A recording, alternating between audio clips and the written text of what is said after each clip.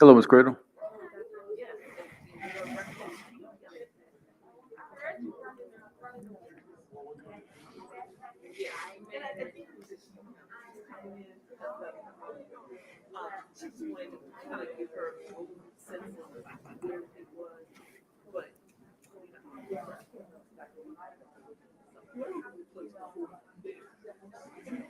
Good evening, sir. Good evening, Chief. How are you? Great, great, great.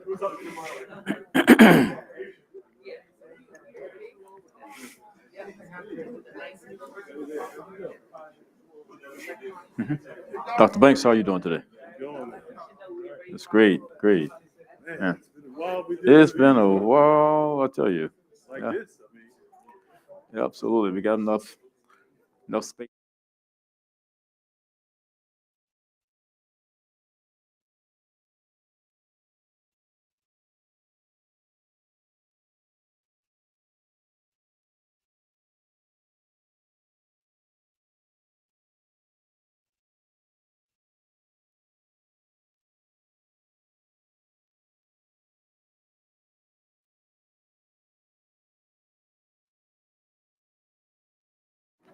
Hey, how you doing? How you doing? There you go.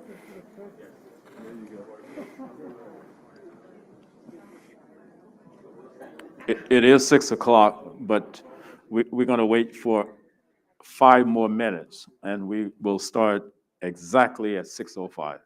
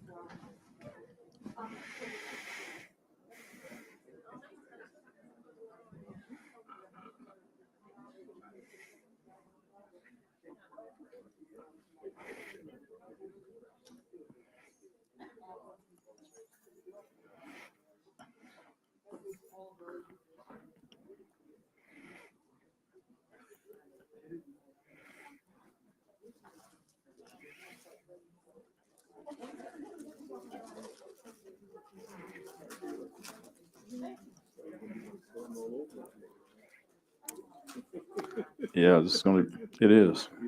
Mm, absolutely. This is exactly what it is, by the way. When you first came to Morgan, what town hall movement? It was about a year after I came, and as is the Morgan custom.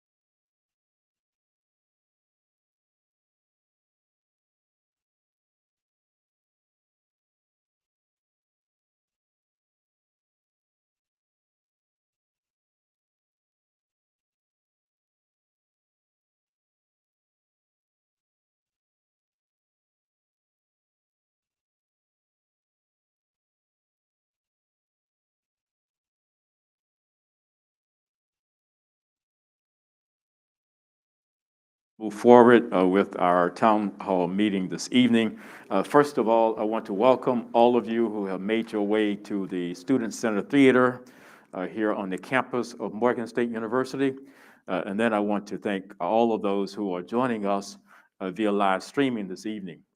You know, this is really an annual rite, R-I-T-E, here on our campus, where I come to the university community every fall and every spring to give you a high-level update and overview of what's going on here at our national treasure, Morgan State University. And that is really what I intend to do this evening. And so with that in mind, those of you who are veterans at this, you kind of know the routine. I start by just giving you some sense of what it is that we're going to cover this evening. Vice President for Student Affairs, Dr. Kevin Banks, is always kind of keeping a clock on me here. And he said, well, okay, Mr. President, you got to get through all of this in 15 minutes. I'm not going to promise you that, but I certainly will get through it in less than the time that you have come to expect me to get through these things. And so with that said, I'm going to just say a word or two about our vision and core values, give you an update on student housing, COVID, and then also say a word or two about our graduation rates and our retention rates and all the things going on there. And then I want to recognize our scholar athletes here in Morgan who actually are doing very, very historic things in the classroom. And then, you know, we too have been leading the way nationally in ensuring that our students stay in school financially. And we are investing millions and millions of dollars into ensuring that that happens. I want to say a word or two about that. Public safety. Yes, you know, we are in a period here in Morgan where it is about public health safety, but it's also about public safety overall. And we haven't taken our eyes off of that either. We are rising as a higher research university. And I just want to say a word or two about some major grants that we've gotten. And then a lot of this is going to be pictorial. I want to show you how we are investing in infrastructure and facilities on campus. This is an ongoing process. We now are eclipsing $800 million in terms of the capital facilities here in Morgan that either are being erected, have recently been completed, or are being planned in terms of groundbreaking. Yes, we're in a period where, believe it or not, we've had a record fundraising year. And I want to say a word or two about some of these transformational gifts that have come our way. And then I want to make sure everybody is up to date with regard to the redevelopment of the Northwood Commons. I mean, you talk about something that is like 30 years in the making. That is it. And it is finally coming to fruition. And then just a quick glimpse, one slide, at Morgan the next 10 years. All right, so here we go. We start always, everyone who is here and who is listening this evening. We know who we are here at Morgan. Our vision is very clear. And it is that we are the premier public urban research university known for excellence in everything we do. And that is not foggy, even though my glasses may be a little bit. This is very, very clear. And we are committed, if you will, to prepare a diverse group of graduates here at Morgan who can dance on the world stage with anyone, any place, any time. And we do that on a very, very strong foundation of our values. And that acronym is LEADER, L-I-I-D-E-R. Leadership, innovation, integrity, diversity, excellence, and respect.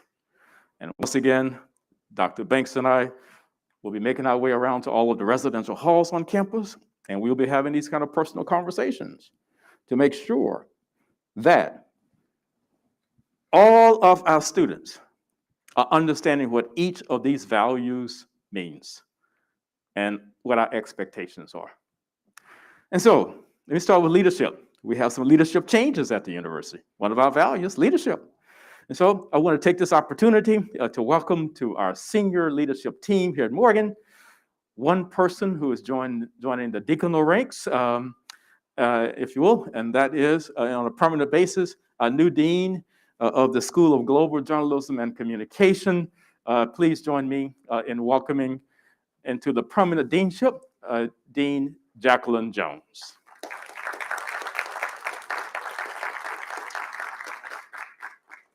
We also have a person who is entering the interim deanship of the School of Computer, Mathematical, and Natural Sciences, and she's joining us here this evening. Please join me in welcoming Interim Dean Cleo Hughes Darden, who is the permanent chair of the biology department and who is taking on this great leadership opportunity in the School of Computer, Mathematical, and Natural Sciences. She is moving into that interim position because we would like to welcome our new provost and senior vice president for academic affairs, Dr. Hung Ta Yu.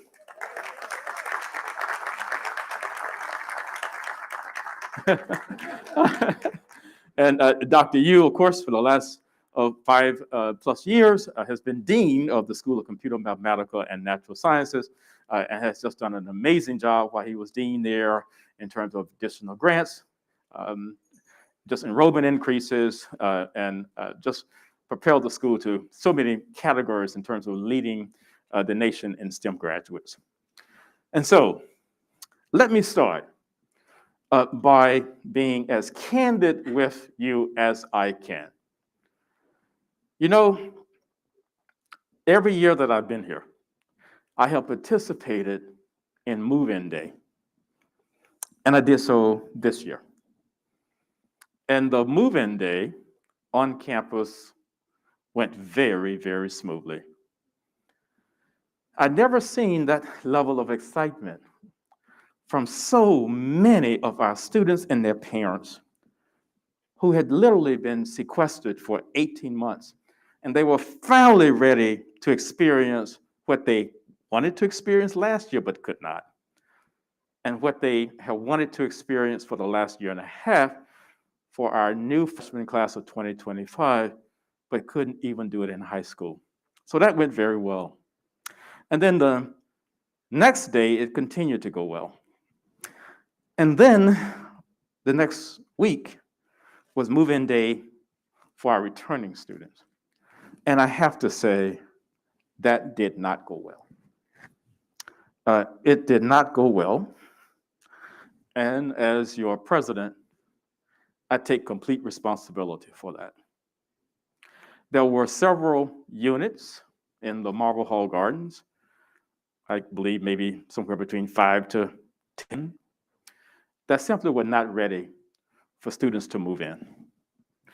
And there were reasons why they were not ready, but the bottom line is that we did not live up to one of our core values, excellence. And so I do want to take this opportunity to apologize to those students who returned to those facilities and they were not ready for them to move into them. And I want to also apologize to the parents who in some instances had to purchase supplies in order to ready a few of those rooms for occupancy. That's not who we are here at Morgan. And we don't own any of that to carry into our future. And so I do hope that you will accept this apology in the spirit in which I give it, and do understand that this is quickly moving into our past. And so with that said, here's the situation that we found ourselves in. We simply had to shut down the portal to accept students who wanted to live on campus. Every student, it seemed, wanted to live on campus, and we simply did not have that kind of housing stock. Indeed, a typical university is doing very, very well if in their eyes they are housing on campus 35 or 40% of their undergraduate students. And so no university is going to be able to house everyone. But this time, because of the uniqueness of what was happening externally, every student, it seems, the freshmen, the sophomores, the returning students, they wanted to live on campus. And so as we kind of went into the fall, we assigned every single space that we could assign. And these numbers here may be a little bit higher. And so over 3,200 or so students have been assigned to on-campus housing. Now, we, of course, didn't do triples or anything like that, but it's double occupancy. And this is all the on-campus housing. Marble Hall Gardens. We entered into an expanded lease with H.H. Midtown. And then Morgan View. I'll say a little bit more about that. Then we still didn't have enough space. After we ended up leasing over 500 spaces from Morgan View, increased the lease with H.H. Midtown, and filled up every single bed on campus. And so we then started looking at places that were in the catchment area where students could basically get to and from without having to be on a bus for an hour, and also represented our value of providing comfortable living spaces. And so, therefore, we entered into a lease with the Delta Marriott Hotel, and that lease resulted in our basically leasing the entire hotel, which was about 270 beds or so. And then we still didn't have enough space. And so then we looked and we discovered a facility in Towson called the Altos Apartments, and we ended up leasing about 45 more beds or so out in Towson. And then even doing all of this, as of September 7th, we still had 375 students on our wait list 325, I'm sorry, on the wait list who still wanted to move. Now, Dr. Banks, we've cleared that wait list, I believe. It's all the way down to almost nothing. But that's because, if you will, we had some freed up spaces in the hotel and a few freed up spaces on campus. And so let me just kind of run you through on-campus housing stock. We're going to do this real quickly to get to what we are planning to do for the future. So on campus, we have some historic buildings on the campus. And this particular building, Baldwin and Cummings, they represent some of the early buildings on this campus. So Morgan moved here in 1917. Baldwin and Cummings were some of the first buildings built on the campus during that particular period.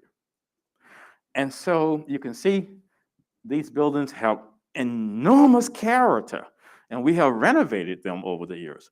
But for buildings with that type of historic character, you have to continue to renovate and renovate. And so just walk you through Blount Towers. These were built in the 1990s on the campus. This is a residential facility that houses our female students, primarily incoming freshmen. And this is what it looks like on the inside for those of you who are looking in on this live streaming. We have Cummings Hall, which is a twin to Baldwin, also legacy building on the campus. And with legacy buildings, you have to be there on an ongoing basis to renovate and to bring them to a higher degree of functionality. Harper Tubman, which is also another legacy building on the campus. This is just our on-campus housing stock. O'Connell Hall, which I have to say publicly, we do not plan for O'Connell Hall to be a part of the long-term future housing stock at Morgan. In phase 2 of our housing, we are looking at the possibility that we will raise O'Connell Hall and build another, perhaps, student housing facility, similar to what you see going up as the new Thurgood Marshall Hall. And Rawlins, which is an on-campus residential hall that houses our male students, primarily incoming freshmen. And then we have something called university affiliated housing. Affiliated. What I just showed to you, all of these buildings are owned by Morgan State University. Let me let that kind of seep in. All are owned by Morgan State University. The state of Maryland does not fund student housing. And so therefore, even the new building that is going up, we have to figure out a way to fund that building because, first of all, your tuition is not enough to fund a $125 million facility. We will have to raise your tuition to a point where you could not afford to stay in school. So the state of Maryland does not provide funding for residential halls. And so we are now involved with these affiliated housing units until we can build more university-owned buildings on our campus. Now, most people think that Morgan View is owned by Morgan. It is not. It is a separate entity, and it has its own regulations, and the only thing we do is to basically refer students to that facility. But it is not on Morgan State University property. It is on property that Morgan has leased to a private entity for a period of 35 years. It is on our property, but we have leased it. We're leasing it, so the facility itself does not belong to Morgan. And so then, because, let me say this carefully. You know, what we're seeing in terms of a period of inequity and inequality, you can trace that back to why we don't have closer to the Morgan campus the type of contemporary privately owned facilities as you see around some of the other colleges in the area. Those developers basically early on did not see an advantage to building this very attractive contemporary housing across the street from Morgan or a block from Morgan, as they saw perhaps at other institutions in the city and in the state. The closest opportunity for us in terms of affiliated housing was Marble Hall Gardens across the street. And we've been in this affiliated arrangement with them since the 1990s. And we are leasing several hundred beds from them. The same is true of HH Midtown in Midtown Baltimore.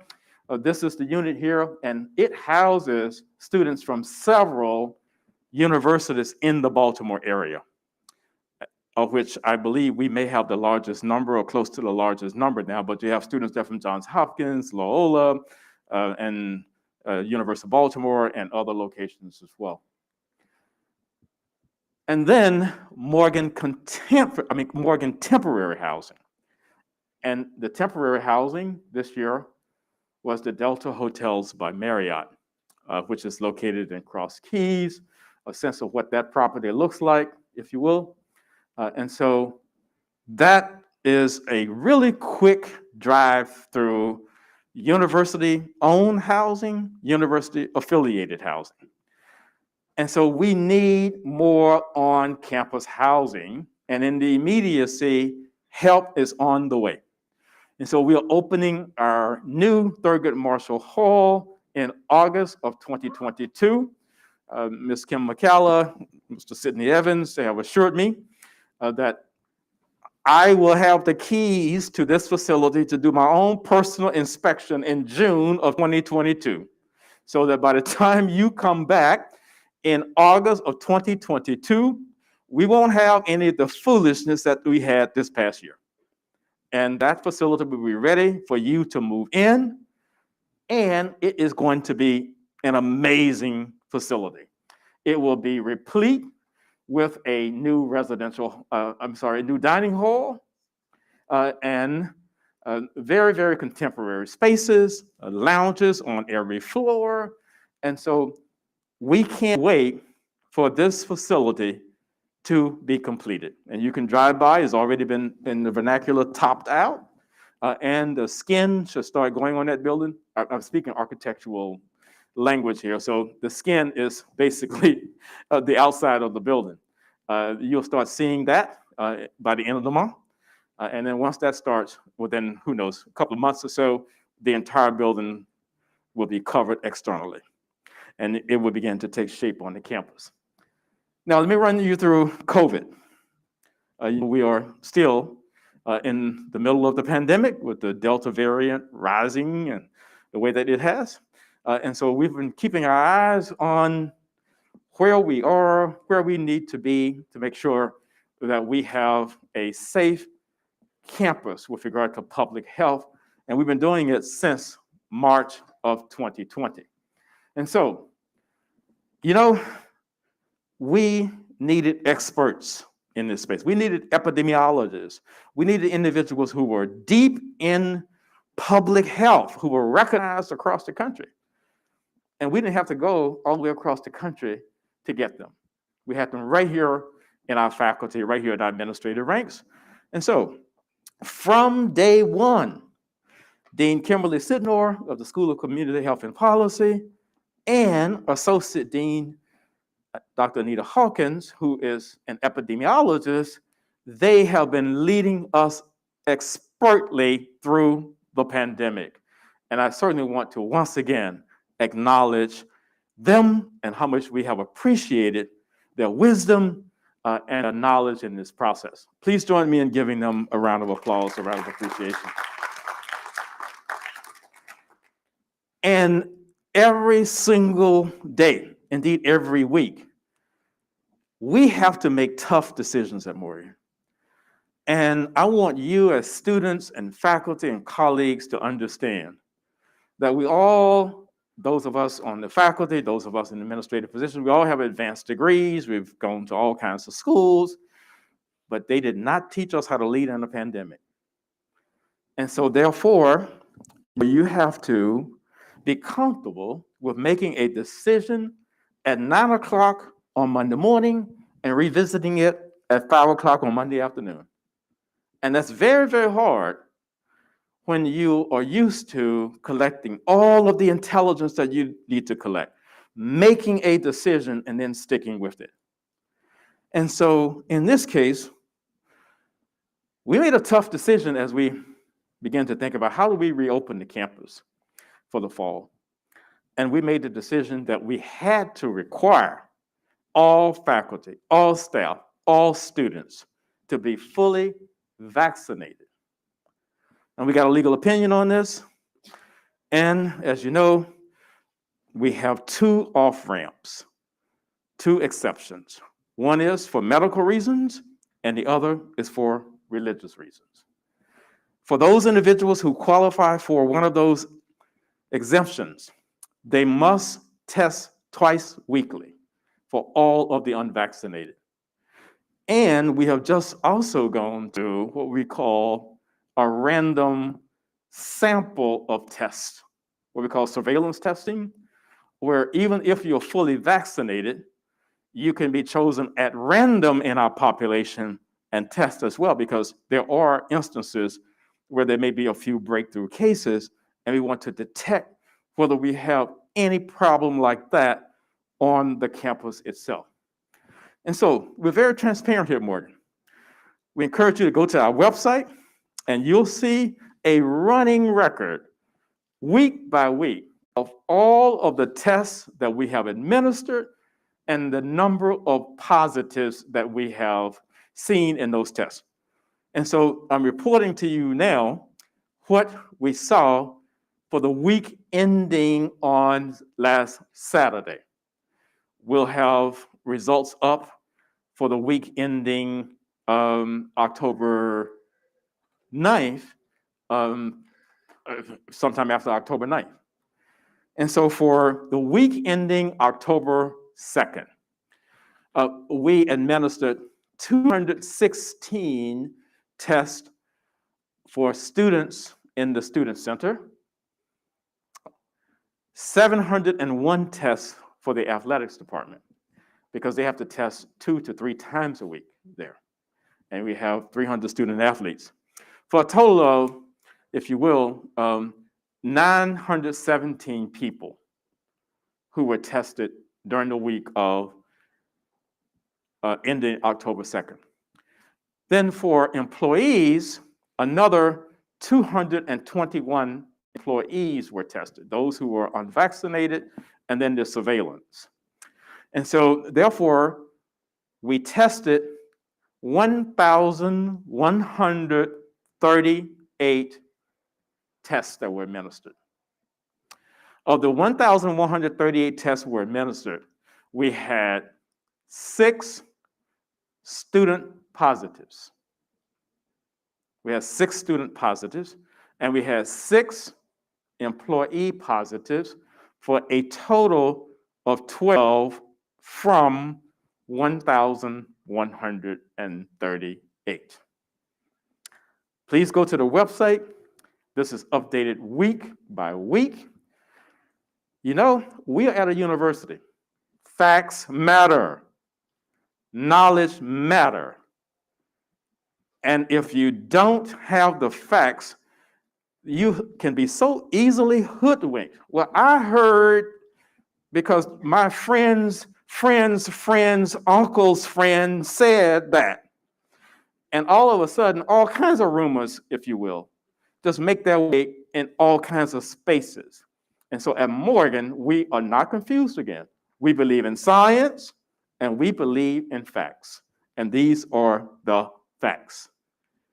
And so we actually opened here on the campus a vaccination site early on. We worked with the governor's office, and Morgan became a vaccination site.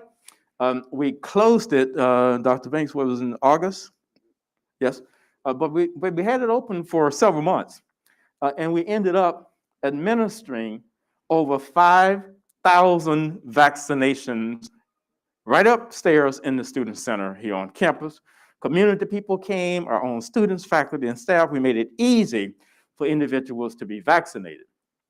Indeed, this is a photo here of our Lieutenant Governor, Boyd Rutherford, our Secretary of Maryland Higher Education, Dr. James Fielder, your Student Affairs Vice President, Dr. Banks, and myself. And this is what was happening in the Student Center ballroom as we were taking, if you will, our jabs, our vaccine shots. I also want to be transparent with you and let you know about the percentages. These are a little bit higher. We didn't update them for the last 2 days, I believe, Ms. Cradle. And so these percentages are a bit higher than what you're seeing here. But let me start with our employees. And so 1,600 or so employees, and 115 of them are in the non-vaccinated space. However, we have 93% of all of our employees at Morgan, faculty and staff, 93 out of every 100 that are fully vaccinated. Let me go to students. For students, we have 93% of all of the students at Morgan in congregate living who are not, not counting the ones that are studying remotely, that are vaccinated. And so for all those students that I showed you who are in Morgan affiliated housing, in housing on campus, you can rest assured at a very, very, very high level that your student colleague is vaccinated. And so, once again, these are updated and they are published, and I encourage you to go to the website. We also, we just got back making a decision on Monday at 9 and then having to go back the next day and kind of revisit it. So we made a decision that if you were fully vaccinated, you did not have to wear a mask indoors. We were following CDC advice. But then the CDC advice changed. And it said, no, even if you're fully vaccinated, you still need to wear a mask indoors.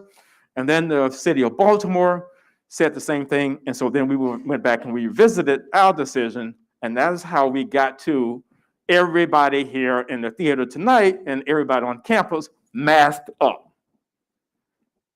even though we are fully vaccinated. And so we also looked at how we want to do instruction. Provost Yu and Dr. Lassane and others in academic affairs in the provost's office. And I'm not going to go through all of this, but we attempted to retrofit. Our goal was 280 classrooms on campus with cameras and sophisticated equipment that will enable us to live stream classes where you could actually sit in the class, take that class face to face, and then others could take that class from home or across campus. And because we ran into some difficulty, the vendor did, with staffing issues, getting equipment from everywhere, because now all of the colleges in the country are kind of going the same model. That's why we don't have the 280 classrooms ready. But we're getting there, and it should be ready by the second semester. And so this is how we're doing instruction here, face-to-face and through this kind of Morgan HyFlex model. But I think the takeaway here, Provost Yu, based on the presentation that Dr. Mazami gave to the cabinet before we started our fall semester, is that pretty close to 70%, I think it's in the high 60s, of all of the classes that we started out offering here in the fall are face-to-face or in that streaming model. And so you should have, if you will, an opportunity here, Morgan, to take your classes in a couple of modalities. Not for everyone, let me be clear. There are some classes that are offered at the university that are only offered face-to-face. And so I don't want to mislead you. And they're only offered face-to-face for several reasons. First of all, we offer engineering, we offer architecture, we offer all these classes in science-based disciplines. And when you get to a certain point there, and we've invested in the technology, we invested in Labster and online laboratory type apparatuses. But at some point, your hands have to touch something.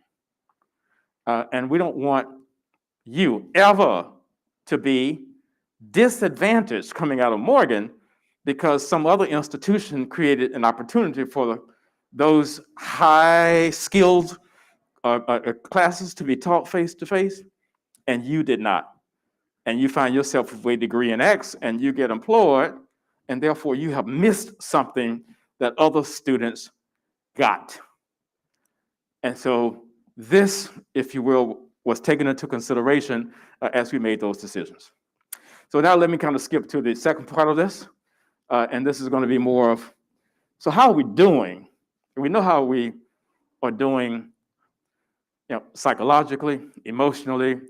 We're all making our way through the pandemic, and we know what we have come through, what we are coming through. But now let's kind of look at a little good news. So I'm going to give you just a few highlights in each of these 5 goals, or 4 of the goals.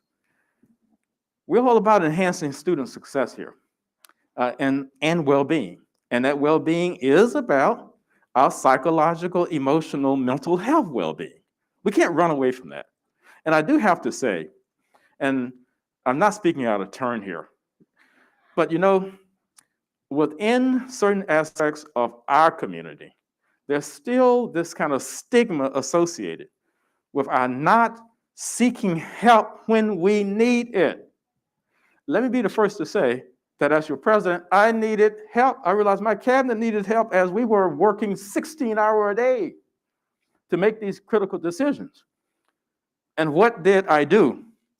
I invited the entire counseling center staff to give us a workshop in self-care, in emotional self-care.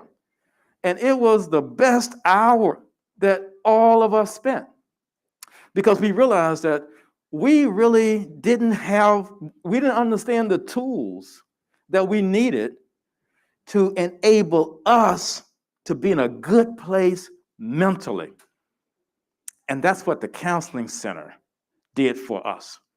And I'm saying to everyone within the Morgan family, visit our counseling center if you need to, and then go back again if you need to as well. And so well-being is very important. And as such, we have some amazing student achievements this year. And I just want to highlight a few, just a few. And so first of all, these 4 incredible students were invited by Goldman Sachs to participate in something called Market Madness. They invited 120 students across 8 HBCUs, 10 from Morgan. And these 4, they actually rose to the occasion and ended up in the final 3 in this national competition. And as a result, each one of them, 1, 2, 3, each one of them came away with a $10,000 personal check from Goldman Sachs that they could do anything with they wanted. And they placed 3rd in that entire competition, and they brought to their future alma mater $500,000. Now that, folks, deserve a huge round of applause, right? And $500,000. And so we have made a commitment to these students that you will not take out a loan during your tenure at Morgan. That you made it possible for this institution to get $500,000. The least we can do is to make sure that you graduate from here debt-free. And so that's the commitment that we made to them as well. Michaela Harris. Yay, let's give another round of applause for Michaela. Michaela is in the School of Global Journalism and Communication. And she, of course, I'm sorry, this is Chloe. Michaela actually just won this incredibly competitive national scholarship. She earned the astronaut scholarship. This was put on our radar about 4 years ago. They had never had a student from an HBCU win that scholarship, and Morgan has won it 2 times in a row. And so Miss Harris won it, and we actually did a story on her. And for our students, I want you to go to our website, and I want you to read this young lady's story. It is absolutely amazing. It is so inspiring. It is so motivating. And so hats off to Miss Michaela Harris. Likewise, our students in the School of Global Journalism and Communication, they continue to win these amazing national prizes, be it a Wall Street Journal competition, a New York Times competition, all of these competitions. And so Chloe has won the Robert F. Kennedy Journalism Award, one of the top student awards in that field in the country. Likewise, our doctoral student was named Teacher of the Year in Baltimore County Public Schools. We are so proud of soon-to-be Dr. Ross, and she is out there on the front lines making sure that she's doing her part, I should say, my math is doing tricks on me here, to close the equity gap, the educational achievement gap. And so we are so thankful for her. And then Lisa Palade, a doctoral student in the School of Education and Urban Studies, has been selected as a graduate student fellow by the American Association of Hispanics in Higher Education as well. And so our students just doing some amazing things. Then, of course, we had these students who participated in the National Black MBA undergrad case competition, and they came in second in the nation out of 35 universities. And so all I want to say to you as students, there are so many opportunities here at Morgan for you to go far, far, far, far, farther than you don't even or can't even imagine yet. And all I say to you is take advantage of all of them, because they are about elevating you to a level where when you come out of Morgan, you are going to be ready for the world. And that's what these students are doing, and this was just a few highlights. We had 15 students. We had 700 students who applied to be a part of the Harvard Business School summer program. And through the amazing assistance of Dr. Tosin, 15 of them were selected to go to the Harvard Business School. At the end of this program, Dr. Tosin and I got a call from the Harvard Business School. The Morgan students performed the best in the program, the best. And they said to us, whatever you're doing at Morgan, every student you send us to Harvard, we will take them in this program. And so our students are winning. And you can see a variety of disciplines: economics, finance, political science, computer science, interior design, electrical engineering, civil engineering, multimedia platform production. And so our students are spread out across all of our schools. And so excellence at Morgan is not rooted in one school. It is ubiquitous. And so we need you to take full advantage of that. New enrollment. We are in historic territory at Morgan. We've been around for 154 years. We have never in the history of this institution had nearly 2,400 freshmen. We had to stop taking applications. And this is in light of the fact that early on in this process, we had a huge data issue that wiped out all of our applications. And we had to basically say to everyone who had applied, 15,000 people, you have to apply again, because we had a data disruption issue that just wiped out our system. And then that immediately went back to historic levels. And so you can see here what we're talking about. So we have a 100% increase, in first-time, full-time freshmen this year over last year. Yeah, this is about 2,400, a 100% increase. And then we look at our total enrollment.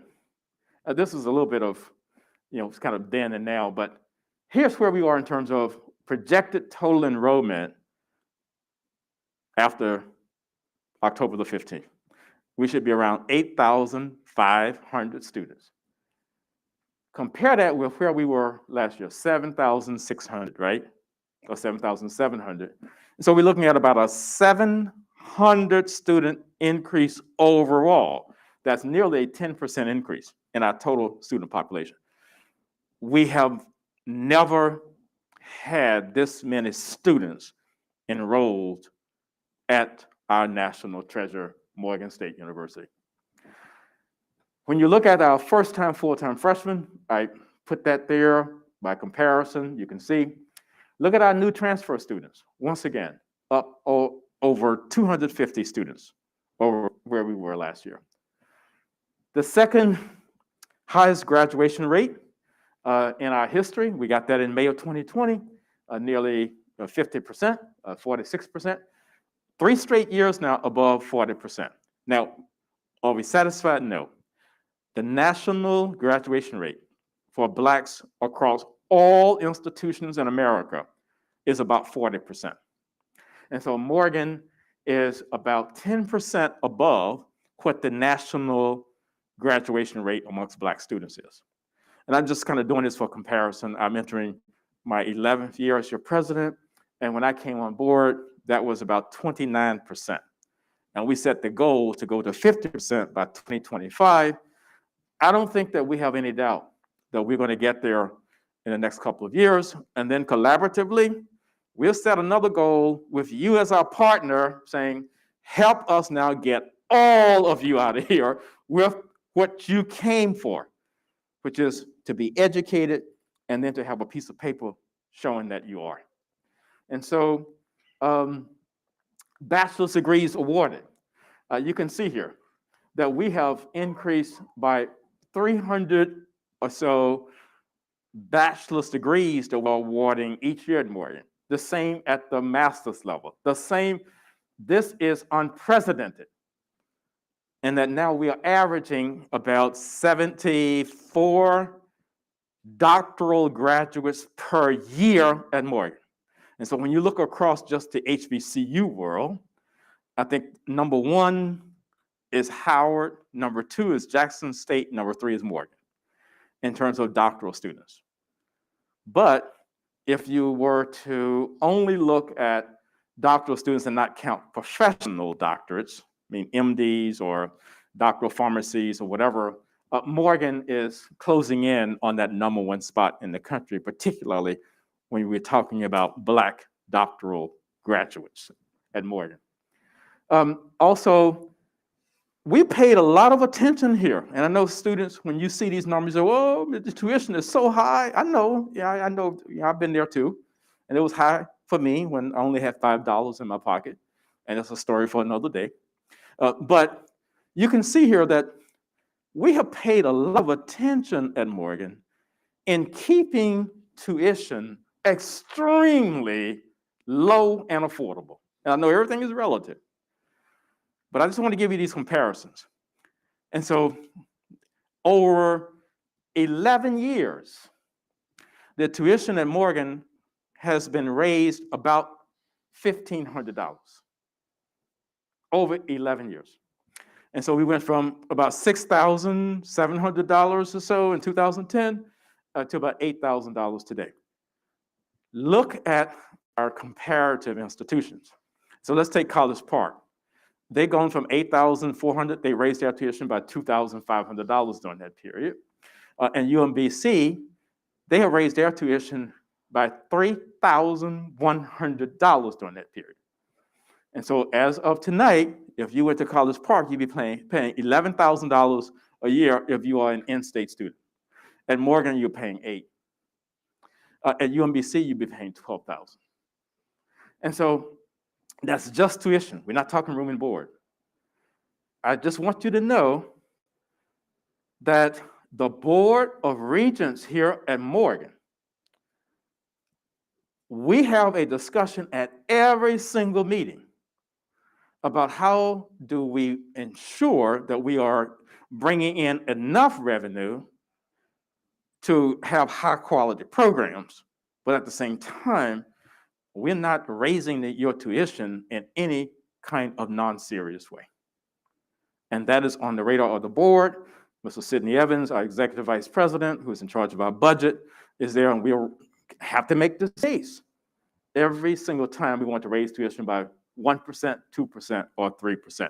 And you can see the out-of-state, how competitive we are. Just look at College Park by comparison. So if you're an out-of-state student, you're going to pay about $18,000 a year to come to Morgan. If you went to College Park, you're going to pay 2 times more than that and some. And so we also look at that as well. Now, let me give a huge shout out. Dr. Scott is not here, our AD, but I want to give a huge shout out because under his leadership, our athletics department has been completely transformed in the classroom. Oh, he is up here. I didn't see him. So this is Dr. Edward Scott, Director of Athletics and Vice President at the university. And so we have about 300 student athletes. The takeaway here in this slide is that we have roughly 124 of our student athletes across all sports who had a straight 4.0 average. 124.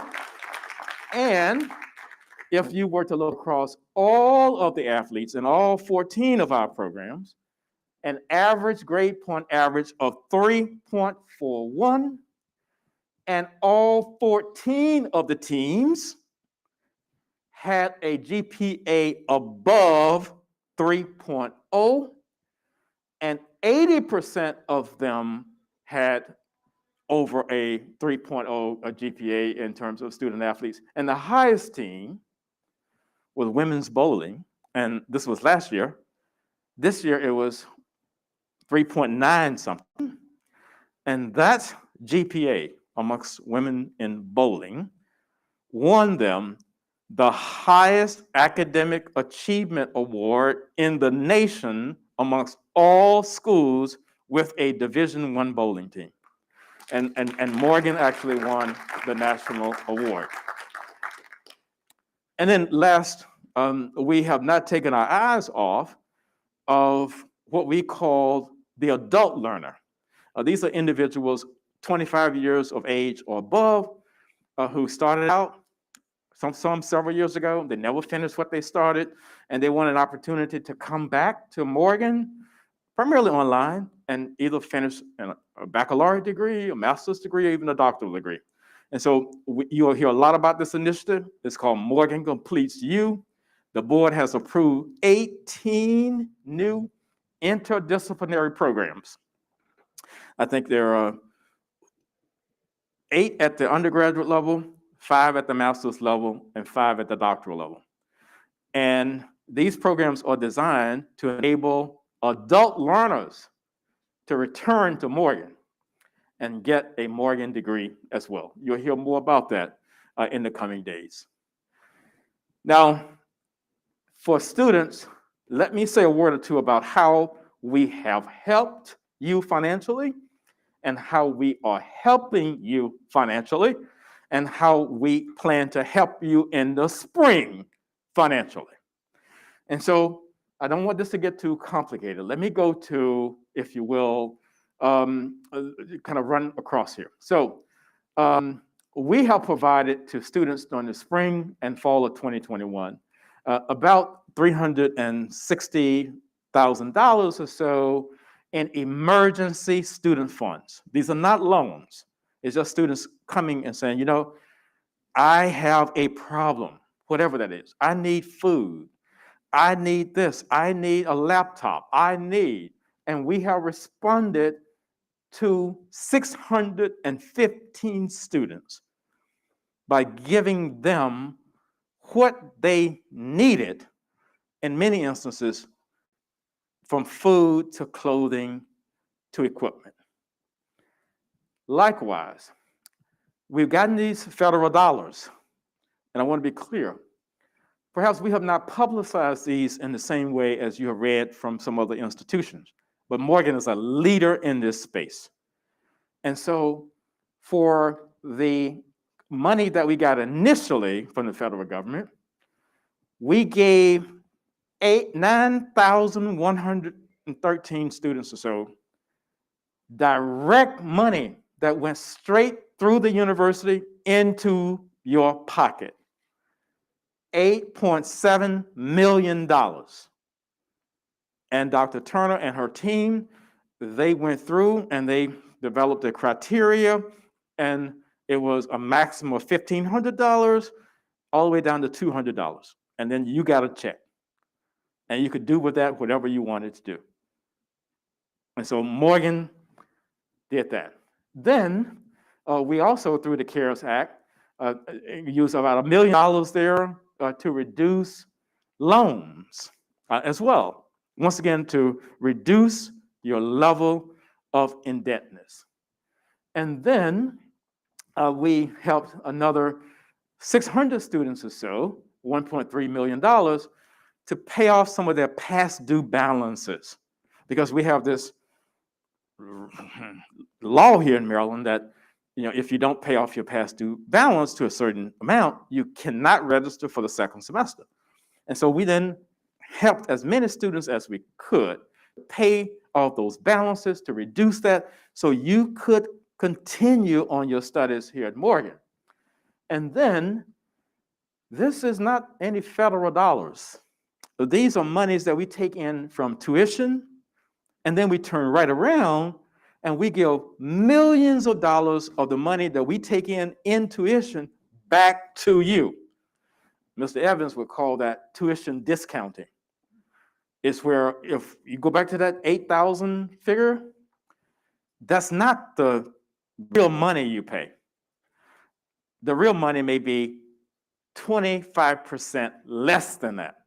That's the tuition discounting. So when you take the $26 million overall that we give back to you in terms of scholarships, band scholarships, this scholarship, those scholarships, and then just institutional need, that $8,000 figure comes down to, who knows, about $6,000 or so.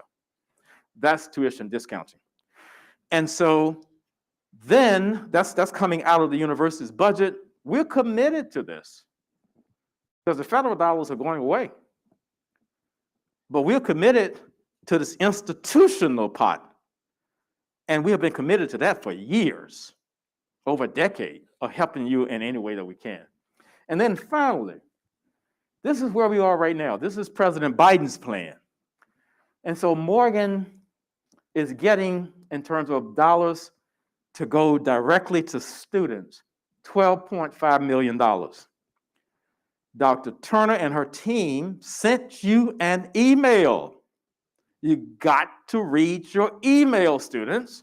You have to read your email.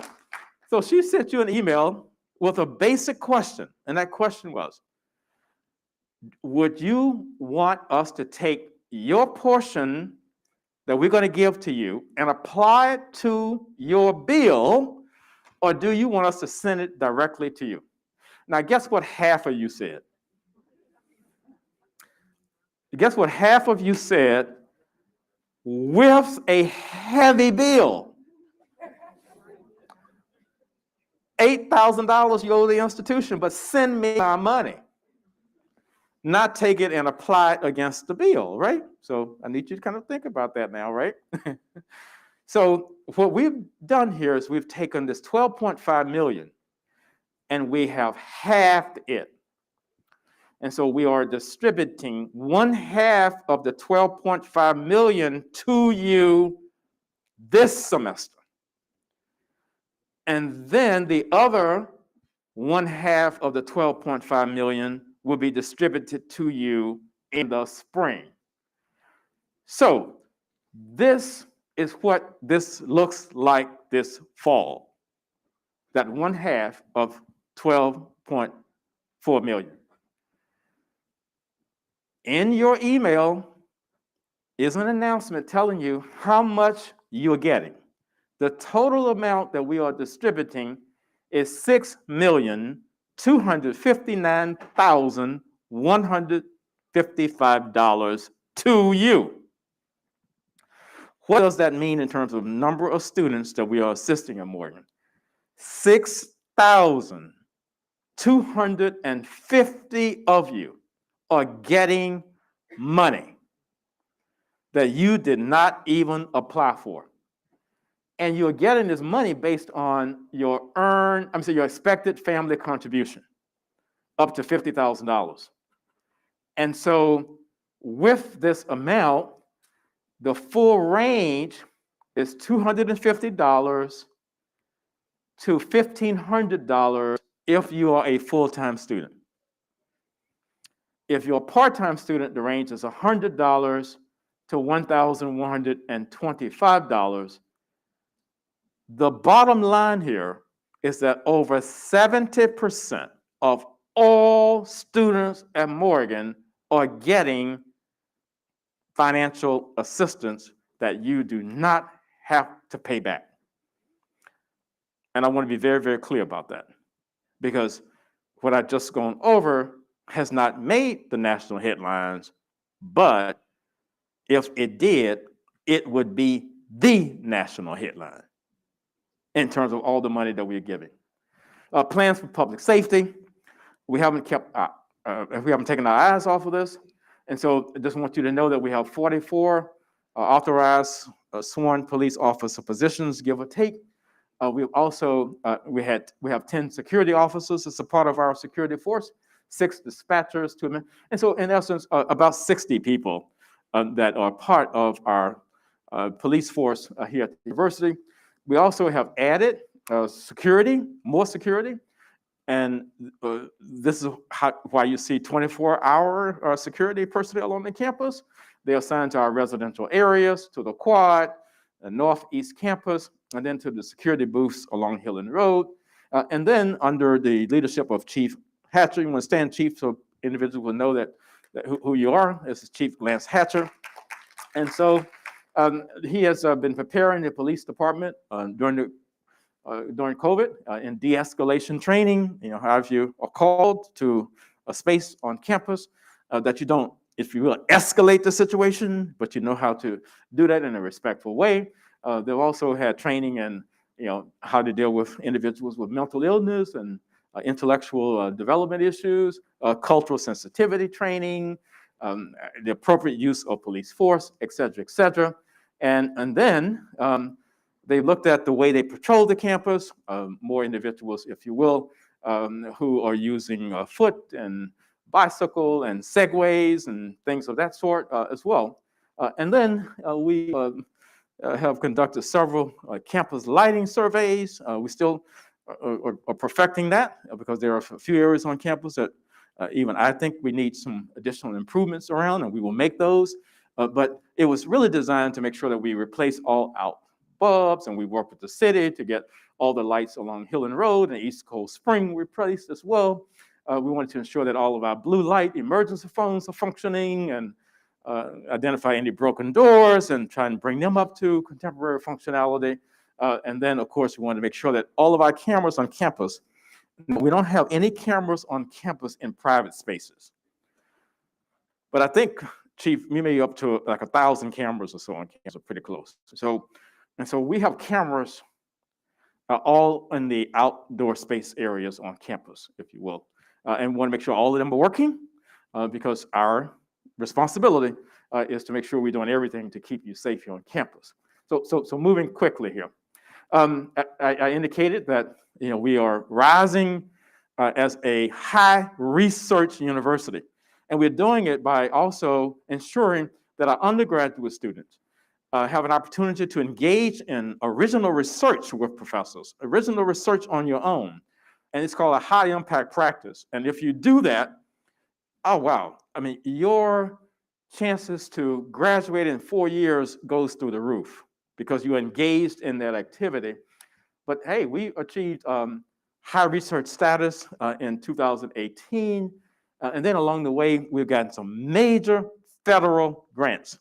Now, these are not the type of grants where you can use to give students financial aid. I want to be clear. These grants are going to support faculty research. And in some instances, faculty can have a master's student or a doctoral student on the grant, and they give them a stipend. But we've gotten roughly $40 million over 10 years from NASA.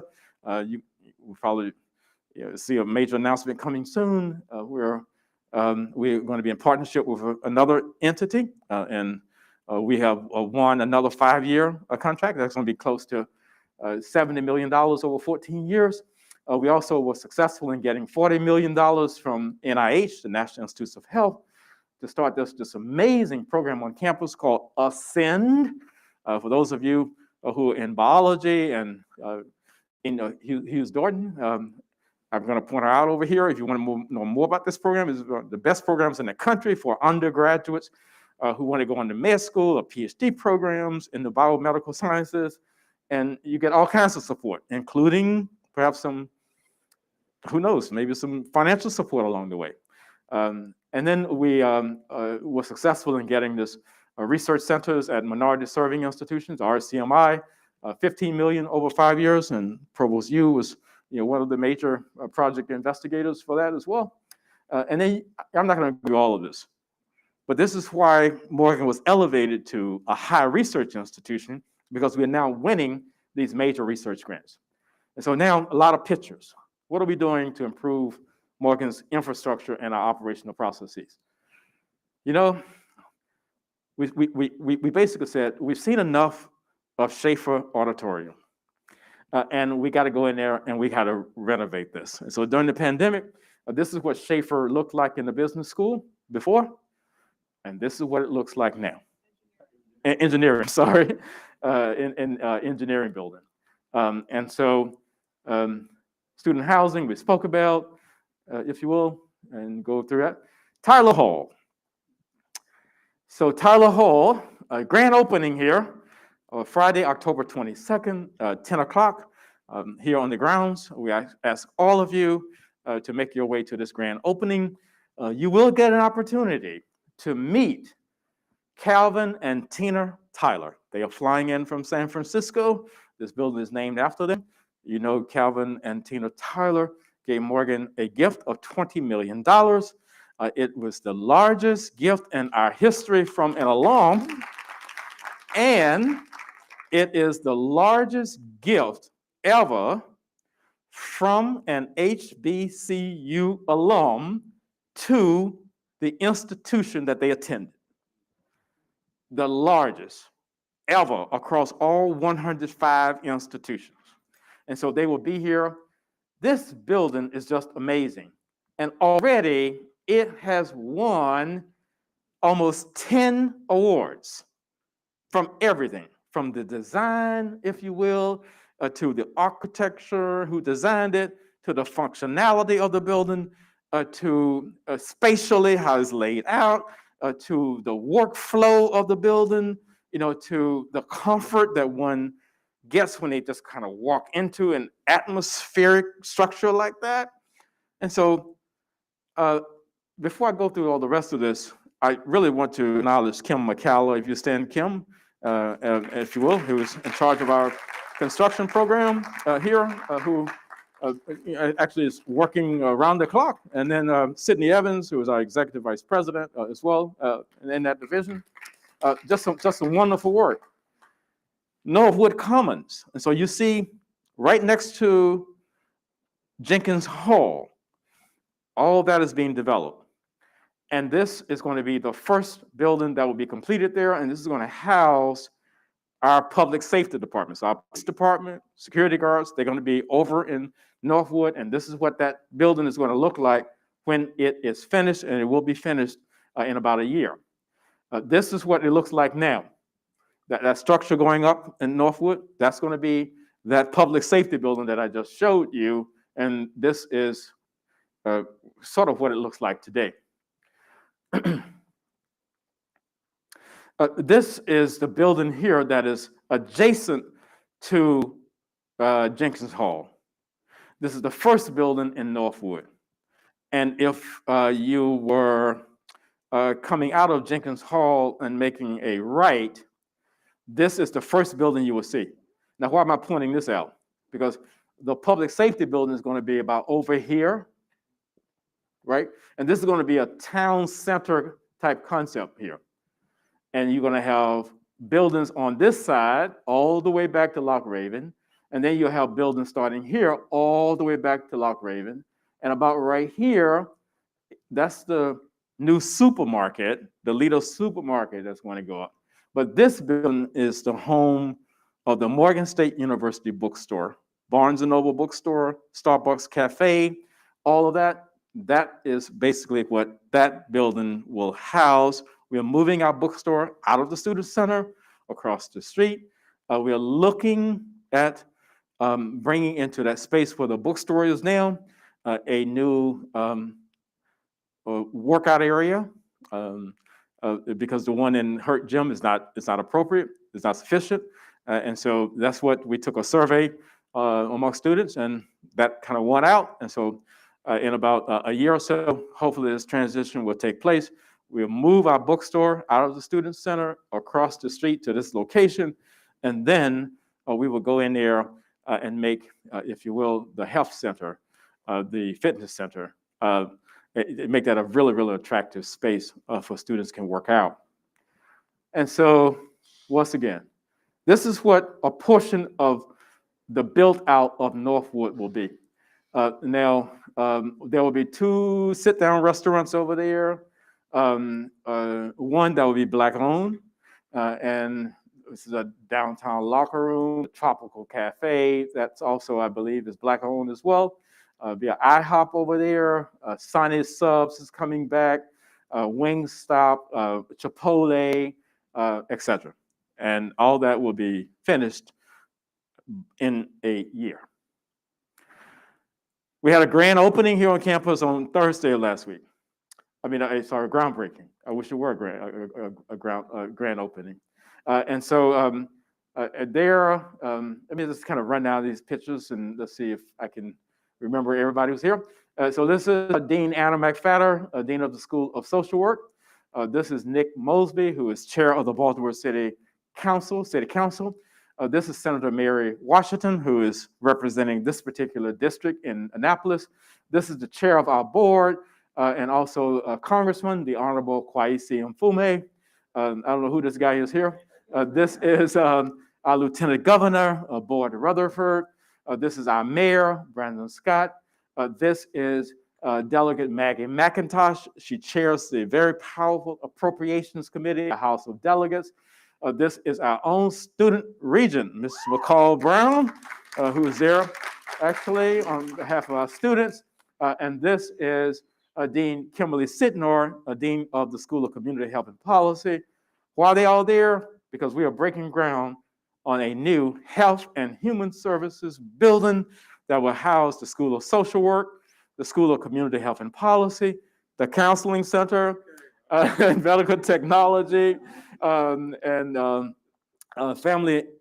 consumer sciences, not nutritional sciences, but unit from the School of Education.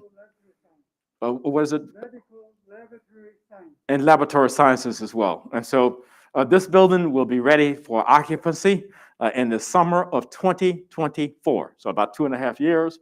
This is what this building is going to look like. So this is the business school.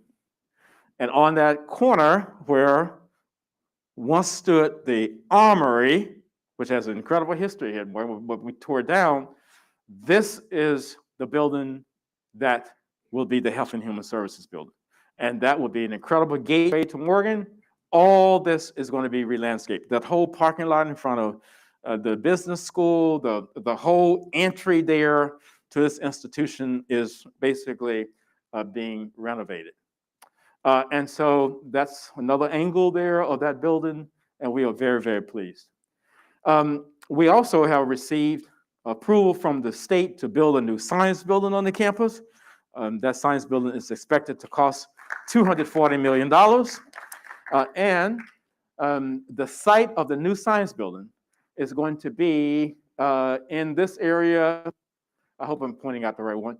This is the Washington Service Center. And so on the corner of Stadium Way and East Cold Spring, we are starting perhaps in a few months the process of designing the raising of all of that space.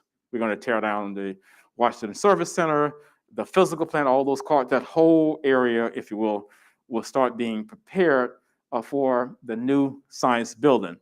We are expected to move into the science building perhaps late 2026, mid 2027. That's the time frame, and trust me, that time is going to be here before you know it.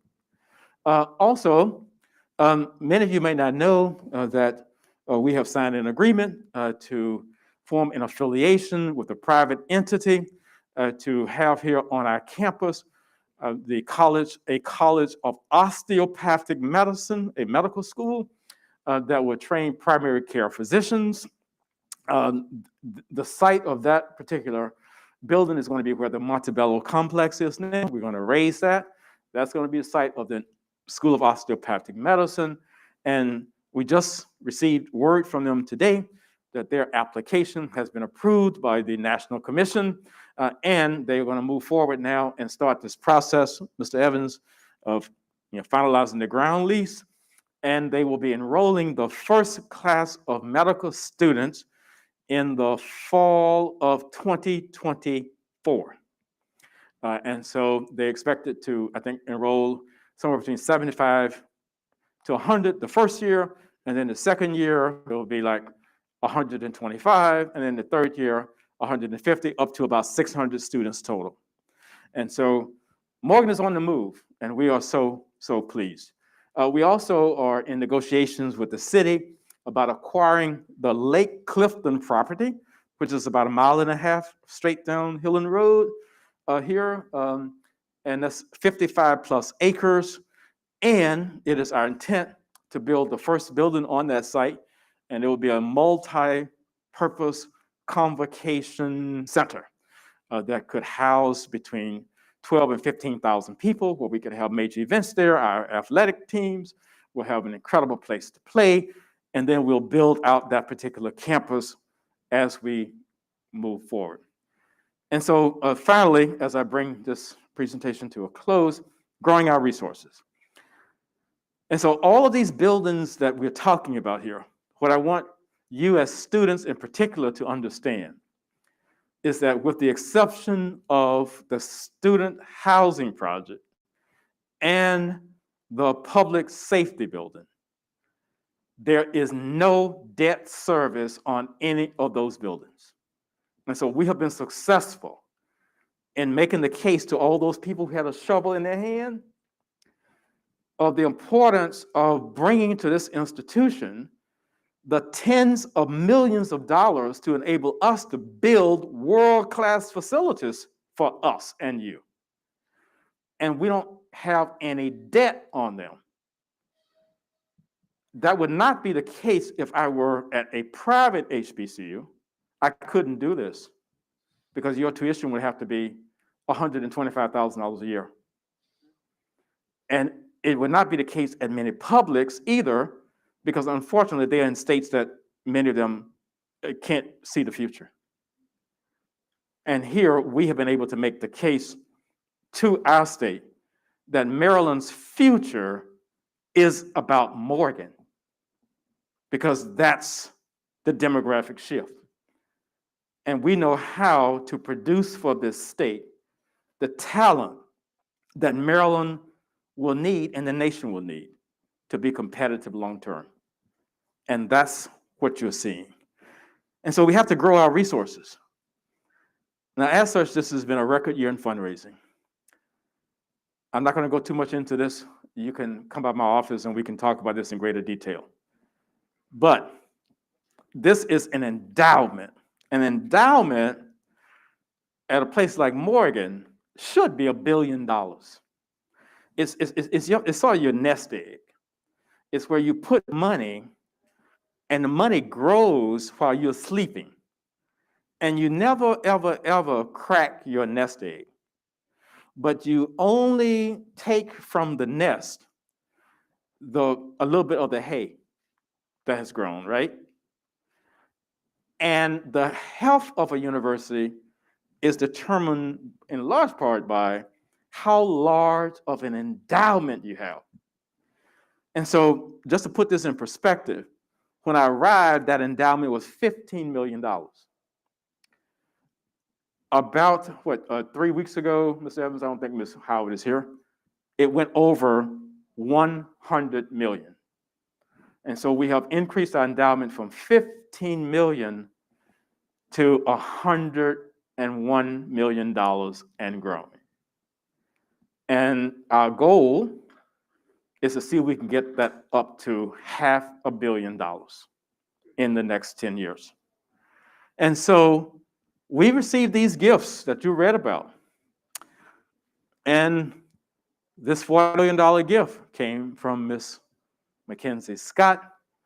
Many of you may have read that she was at one point married to Jeff Bezos, who was the founder of Amazon, and $40 million gift. And so we took $2 million of that immediately and invested in academic programs and student financial aid, but we took $38 million of that and put it into that endowment, which is why the endowment grew. Also, we got these gifts. I talked about the title gift, but here's the takeaway with these gifts, and it's important for students to understand this. These donors give gifts in quote unquote, a restricted space. And so they would say, so what do I value? I value engineering. I want to give you $1 million, but you can only use it to support students not only in engineering, but in electrical engineering. Or I'm going to give you $500,000, but you can only use it to support students in civil engineering. And so we can't take that money and spread it amongst all the students. Otherwise, we would be in jail. And so just kind of understand that when you read about a gift coming into the institution, you got to read the fine print because it's not an unrestricted gift. But we want to say to everybody who's listening, Morgan is open for receiving your contributions. And so send them our way and we know what to invest them in and give you a great return always. This is just an example of the money that we've gotten from the federal package. And this is the Biden package that I've spoken about.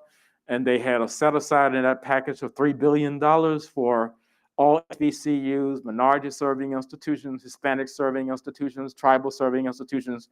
Of that $3 billion, HBCUs, 105 of us, we basically shared $1.5 billion. And of that $1.5 billion, Morgan's share was about $37 million. Now, of that money, you need to understand that because of the pandemic and because of the fact that we had to refund to students all of the monies for housing, all of the monies for blah, blah, blah. The university was slated to run a $30 million deficit. And so the first order of business was we had to pay the university back for all the money that we had lost. And that is what the board is holding us accountable for. And then the next 10 years. What are we looking for? We're in the middle now of updating our goals for the next 10 years. And really, it's only these 4, it's going to be 5 goals. And it is to build on student success and well-being and all that means. It is now, by 2030, we're going to join our great sister institution, the University of Maryland, College Park, as being at the highest research level in the United States. We want to write the book on what it means to be an anchor institution in Baltimore City, transforming Northeast Baltimore, producing research coming out of Morgan that speaks to the urban condition, and to more microeconomic development, to bring attention to issues of health and equity, educational attainment. That's what it means to be an anchor institution. And then we have great partnerships on the continent of Africa. We're the first HBCU, one of the few institutions in higher education in the country. They have a presence in Africa. We'll have a presence in Ghana, offering 3 degrees in Ghana. We have a deep presence in Nigeria. And so we have a relationship with China. We have a relationship in South America. We have a relationship. And so we want to really show what a contemporary HBCU rooted in a global space should and can look like. Because young people, we are educating you here at Morgan not to just compete with the students across town or across the state of Maryland or across these United States. You have to be educated to be competitive with students coming out of the India Institute of Technology, with students coming out of Peking University, with students coming out of Cambridge and Oxford, all over the world. And that is what we are committed to here at Morgan. We also are committed to bringing to the campus thought leaders to always help us think more deeply about the issues of the day, to challenge your young minds, to put perspective to all of the things that you are seeing as you grow into a higher level of maturity. And so I invite you back to participate in this Presidential Distinguished Speaker Series conversation. It will be held October 21st here in the Student Center Theater, 11 a.m. And Brother Dr. Cornell West will be coming and speaking with us on the task of Black intellectuals in our time. And so, colleagues, Morgan family, thank you for giving me an opportunity to give you a quick update on where we are and where we are planning to go with our beloved Morgan State University. Thank you. And if you have any questions, there are some microphones here. You can make your way down, or we'll try and address any questions that you have, and just make your way to the microphone on either side.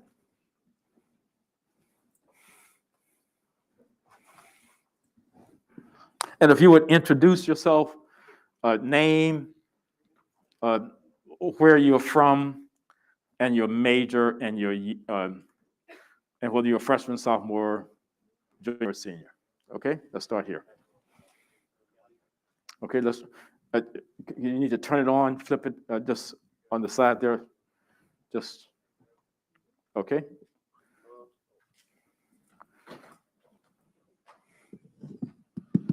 Hello. How you doing, Dr. Wilson? My name is Randolph Smith, freshman, majors theater arts, and class 2025. Right now, I have a question about the student visitation about on campus. We just been wondering, like, how come we got big events, but none of us can at least visit each other to, like with study groups or just do something inside the dorms without it being any trouble or concern. We thought about the registration list to let people know about each room we can go into just out of respect. And so we want to make it an overcrowd with that person obtaining that room. And we was wondering, how can the visitation be open towards students on campus? Okay. And so, Dr. Banks, do you have any intelligence on what's going on with visitation on campus and whether there are talks taking place to allow students some opportunity to engage in interim visitation? We have a mic here. You can use this one.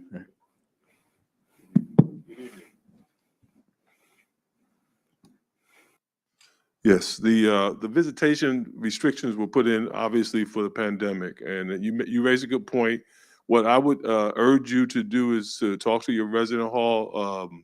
You have hall council reps, IRC reps. You can talk to them, and they can bring the proposal to our Office of Residential Life, and we can revisit that. But right now, we've had that policy in for the last year and a half because we really wanted to restrict people that were coming in and out of our resident halls.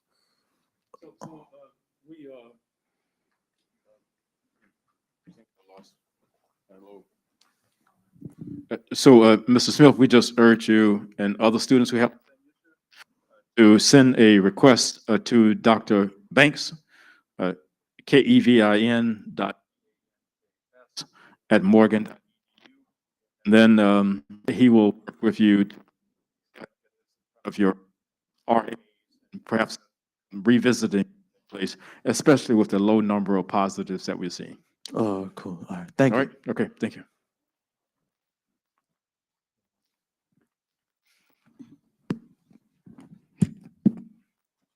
Hello, my name is Tyler Mitchell. I'm a political science major and I'm a freshman currently.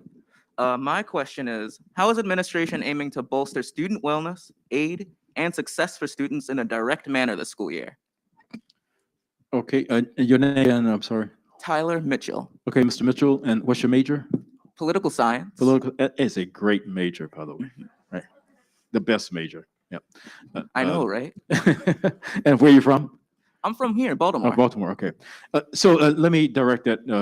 Let me answer your question directly. So during the pandemic, we had several conversations with students about wellness and mindfulness, and that led to our instituting a course here at Morgan on mindfulness. And Dr. Lassane, that course, I think, has over 100 students enrolled already. That's a very, very direct response to what we were hearing from students. You want to say a word or two about the wellness course that we have in place? The wellness, sorry. I thought we had some Oh, sure. No problem. The wellness course was instituted we're in the fall now, last spring. And we have had over, as the president said, 100 students enrolled in the class. It is team taught by two different professors. Actually, there are a series of professors who are teaching the class, and it is geared towards teaching students how to manage stress, how to meditate, how to, practice mindfulness.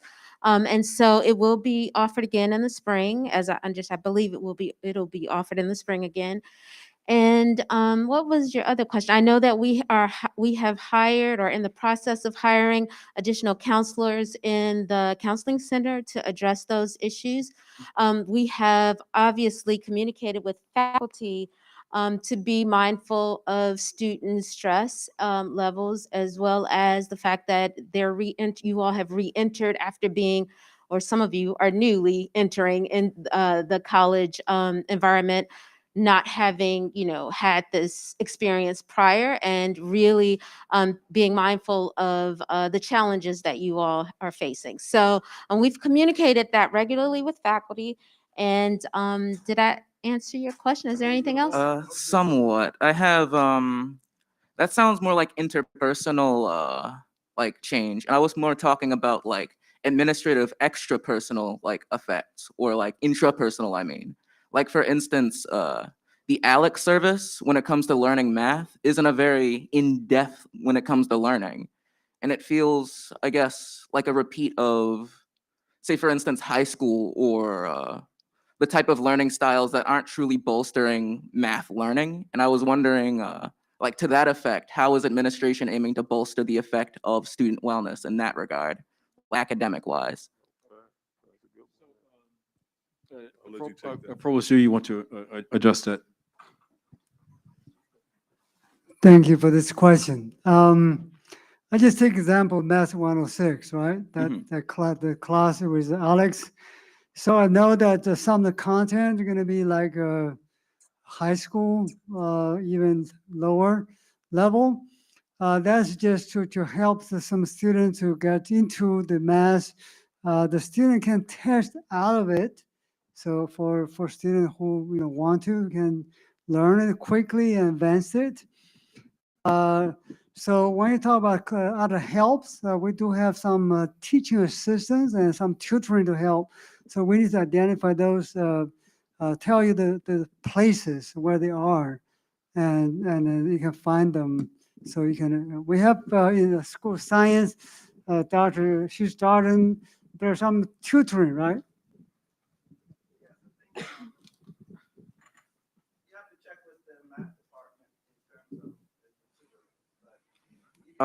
Sorry. I was more talking about the program itself, because it doesn't seem to address like core concepts of math. It just throws together, I guess, randomized concepts that don't really equate to anything. And when it comes to learning math, I'm not really learning, at least in my case and people that I've talked to in my class, they're not really learning the history of math, its purpose, more so just concepts, like abstract concepts of math that aren't really explaining anything. So let me suggest that you have a conversation with your advisor about this. I was a political science major, and I was not very good in math, but I needed to take college algebra to graduate from undergrad school. If I may ask But- a question for that regard, did you have a personal person to teach you that and help you in specific regards for what you struggled with? No, I'm going someplace. So this was like on the front end of computers. And so what was in place was a kind of a self-paced, um, um, something similar to Alex, where those of us, oh my God, we had to just go and, I mean, just, it was so repetitive, just to make sure you understood all these basic concepts before you could advance on to college algebra. And I really credit that very basic kind of program with enabling me to eventually get a B out of college algebra. But I had to go through that, and that very regiment, and like, oh my God, you had to answer these 100 questions, everything from, 3 times 3 squared, blah, blah, blah. And so you had to do it in a very rapid way in order to increase your competency so you could be successful in the next course. That could be designed to do something like that, but I'm going to urge you to have a conversation with your advisor. And you have Dr. Mfume here, Dr. Turner, and they can point you in the direction. Okay? Okay. All right, thank you very much, and good luck to you. All right, next. Good evening. My name is Morelis Urbano. I was born in the Dominican Republic, raised in Spain, but I live in PG County. And the reason why I'm saying this is because I am a fully undocumented student, and I'm gonna talk to you right now about immigration. For the ones that are not familiar with the term, being an undocumented student means that I do not have a social security number. I cannot apply for federal help such as FAFSA, and I cannot apply for a job, and I am not allowed to achieve higher education in at least 7 states in the nation. And the states that I'm allowed to, as you can see, the process of applying to college and being in college right now has been not only challenging, but almost impossible. And the response of Morgan State University, my personal experience, has been close to nothing. The resources that the school have for students like me are almost non-existent, and not only that, but the staff member that is supposed to help me, for example, when it comes to financial help, is not really educated on the topic. When I first came to the university to talk about my financial aid situation, one of the staff members asked me why I not just apply for a social security number. And this is very important to understand, because I cannot just apply. If that was the case, I would not be undocumented right now. So I would like to say that your presentation about how amazing and modern Morgan State University was, perfect. But it's 2021. Communities have been fighting for equal opportunities for years. So I want to know, in the city of Baltimore, as a sanctuary city, how is the university not politically aligned with the city? How is it that we don't have programs for undocumented students like me, not international students? I've been paying taxes in the state of Maryland for 4 years now. I am not an international student. I just happen to be undocumented. So I want to know, what is the approach that the university is trying to take when it comes to students like me? Why are they not a specific financial aid programs and resources for students like me?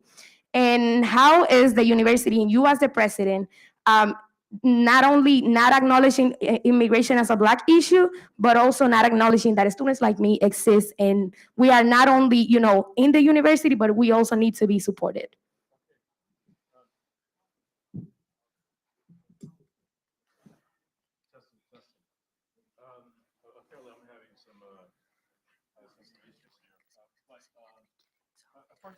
Let me say to you that personally, I have been a strong advocate of a path to citizenship on behalf of all DACA students. And this is an issue that I've been very passionate about and continue to be as well, and advocate nationally for it. And so with that in mind, I'm going to ask you to follow up with Dr. Turner right here, Dr. Carol Turner, and we'll make sure that we work with you and any other students that we have on campus that are undocumented to respond to some of the challenges that you articulated. And last, our students,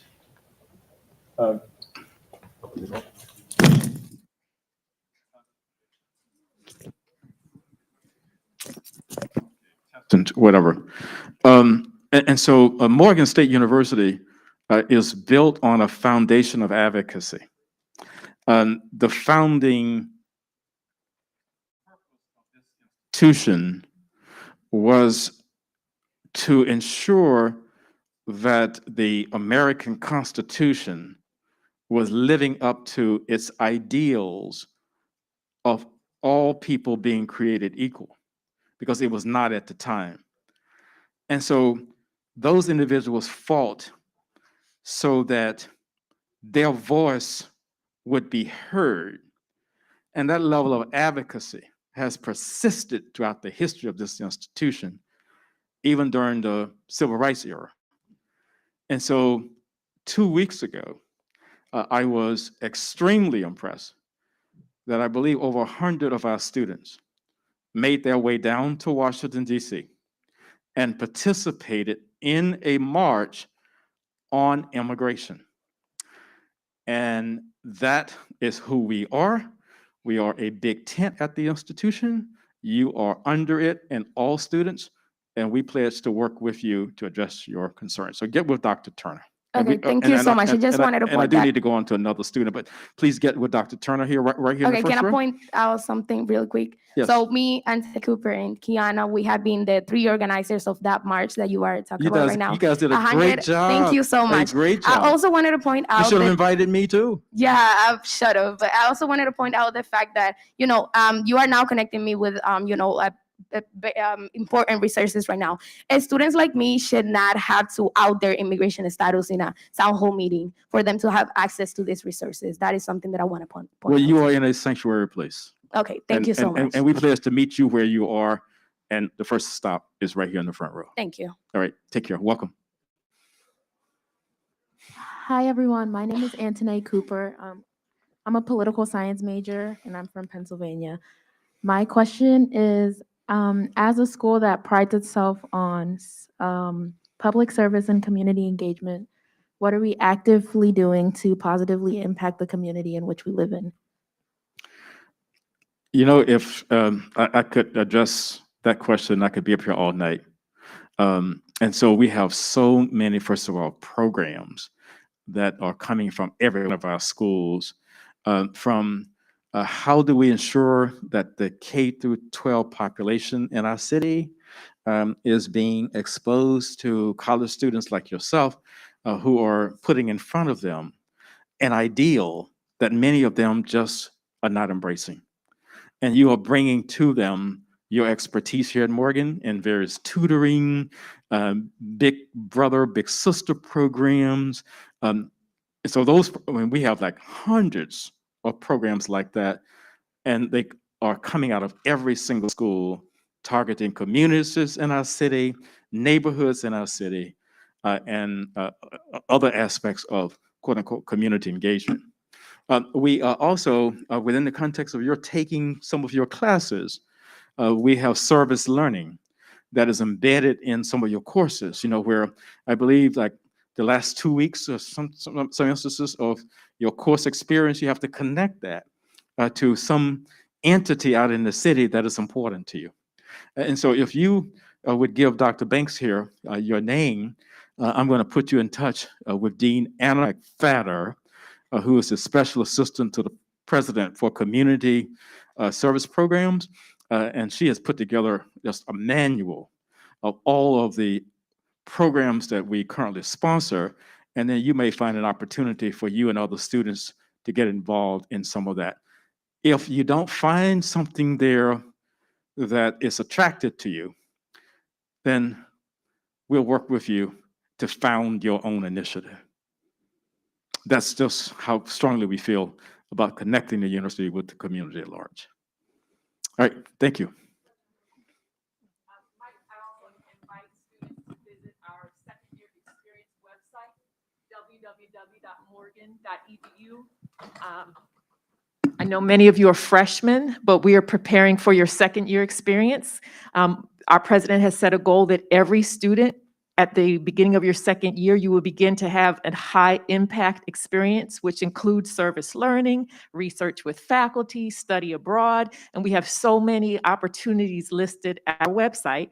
Go to morgan.edu/ SYE, that stands for second year experience. You can start looking through those experiences now. They include community service at nursing homes, at schools, at different types of federal, state, and local departments for health and human services. So you can get started now looking at the opportunity that you want to participate in. There's a great database there, SYE, morgan.edu. Okay. So once again, great resources, and please follow up and let us know how we can assist you if you can't find what you're looking for. Hi, my name is Kiana Sanchez Rodarte. I'm a freshman. I'm a part of class of 2025. I'm from Albuquerque, New Mexico. And my question to you is, the Biden-Harris administration recently cut funding from HBCUs by over $30 million. What does this mean for students here at Morgan State? Okay, so it's a little bit, let me kind of put it in context for just 30 seconds. So for those of you who are following the national dialogue, there are some interesting things going on in Congress around infrastructure bills. One is a bill that has already been passed by the Senate for $1.5 trillion. And that bill is addressing issues of roads and bridges, a lot of kind of hard infrastructure issues in the country. And the House of Representatives are trying to figure out how it wants to take up that bill and at the same time take up another bill that's being touted to be $3.5 trillion. So in the $3.5 trillion bill, which is not about roads and bridges, it's about some of these human infrastructure pieces. What was included in that bill initially was about $35 billion for HBCUs. However, what we are hearing is that through the negotiation process amongst the elected officials, that $3.5 trillion bill would be pared down to some other number. And in the process of doing that, that $35 billion that was slated for HBCUs is being pared down to $2 billion. And so as a result, Senator Ben Carton asked me to pull together the 4 HBCU presidents here in Maryland last Friday. So we had a direct conversation with him. We've had direct conversations with Senator Van Hollen, with Congressman Mfume and others about our intent our desire to take that back to where it was. But, and this is why I'm encouraging all of you to become political and to understand the great question that you asked, because it's not a flippant response. But because, and you're from Albuquerque, one of my favorite places, because there is no HBCU in the West, there's no HBCU in Arizona, there's no HBCU in California, and they tend to be clustered in the Southeast and then just a couple in the Midwest and Ohio.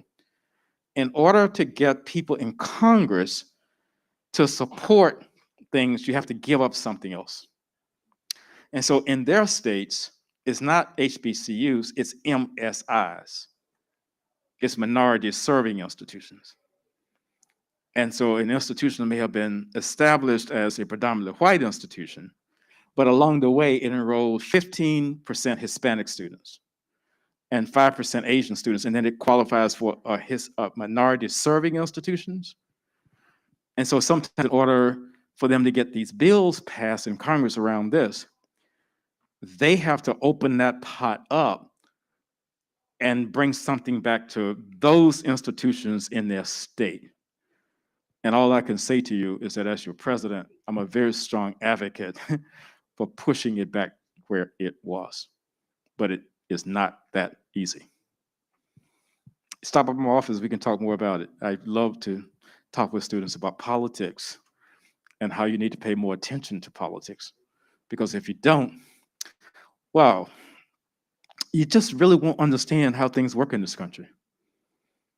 And so it is very, very important for you to pay attention to what is happening within the Baltimore City Council, for you to pay attention to what is happening in Annapolis, Maryland, for you to pay attention to what is happening on Capitol Hill.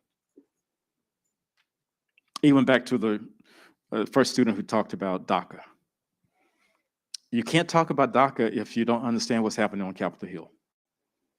And that's very, very important. So I have an open door policy. You can email me. I'll be more than happy to sit down with you. You can bring other students into whatever setting where we can socially distance so we can engage in some real conversation about political reform and advocacy. Okay, thank you. You're quite welcome.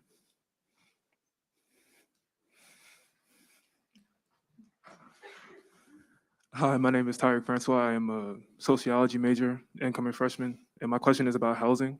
What is the university's approach when it comes to out-of-state students being kicked out of housing due to unfair housing policies that accommodate to students in a whole and not just individually? Dr. Banks, you want to address the housing piece? We actually made a policy decision this year to house incoming freshmen on campus, as well as students who had not been to the campus before, but that was not designed to in any way, I don't want to use the phrase that you use, but we are looking at ways in which we can provide housing opportunities to all of our students. But you want to address this question directly? Well, I'm trying to understand. You said for students are being kicked out of housing. Yeah. Is that have something to do with the financial piece? No, not financial, just. Is it related to a disciplinary situation? Yeah, disciplinary. Well, we won't talk about that in the public space. So if you want to talk on the side, we can talk. All right, but I'm just saying overall, like situation-wise, why are students being held accountable for things that they aren't involved in? You know, these things are handled on a case-by-case basis. We have a whole process through our code of conduct, and so without having any details, there's got to be accountability. We ask students to come back in this environment. We ask them to sign a pandemic hall agreement, and we ask students to abide by those policies under the code of conduct and the hall agreement. And if there's a violation of that, then students have to be held accountable, because if not, they threaten the health and welfare of the rest of the community. So how would they go about getting put back into housing? Let's talk offline. All right. Okay. Okay. Just understand that if you have a question that deals with a code of conduct issue, you can really kind of make your way down and give Dr. Banks your name, and then he can follow up with you to address that individually. Yes. Hello, my name is Izana Hampton. I am a freshman. I'm a marketing business major, and I'm from Boston, Massachusetts. My question for you today is just about organization and communication. I know that you, at the beginning of this town hall meeting, you took accountability of just a bunch of the processes just falling through the cracks.